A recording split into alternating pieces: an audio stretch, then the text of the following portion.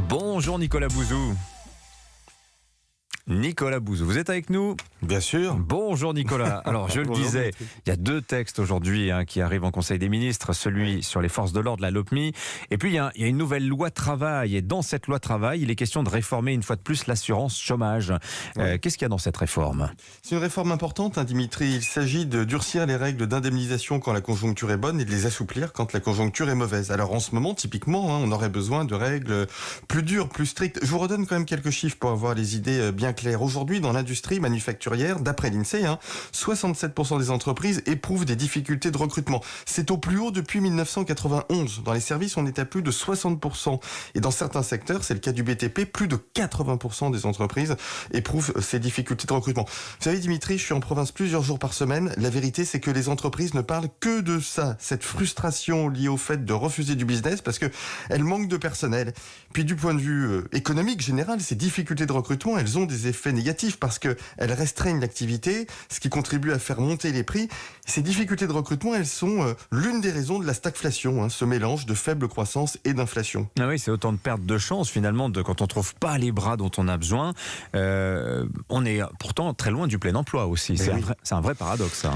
Assez loin, Là encore, je vous redonne quelques chiffres. 5 millions de personnes, Dimitri, sont inscrites à Pôle emploi. Parmi elles, 3 millions ne travaillent pas du tout. 30% sont des chômeurs de longue durée.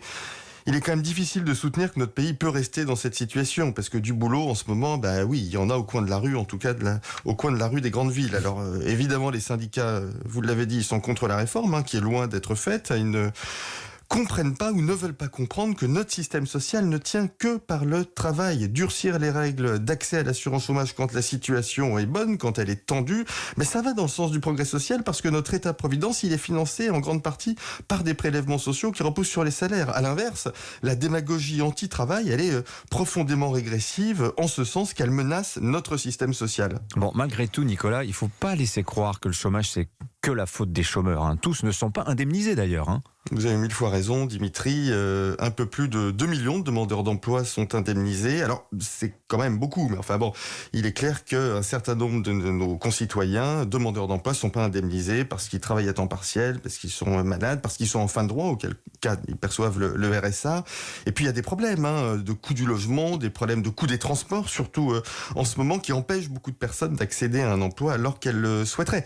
C'est pour ça que la hausse des salaires ou la politique des logements font partie intégrante d'une politique de l'emploi qui d'ailleurs dépasse elle-même le cadre économique parce qu'il faut toujours le répéter, un pays où tout le monde travaille, c'est un pays plus fort. Merci beaucoup Nicolas Bouzou, qu'on retrouve tous les matins sur Europe 1 du lundi au jeudi. Il est 7h23.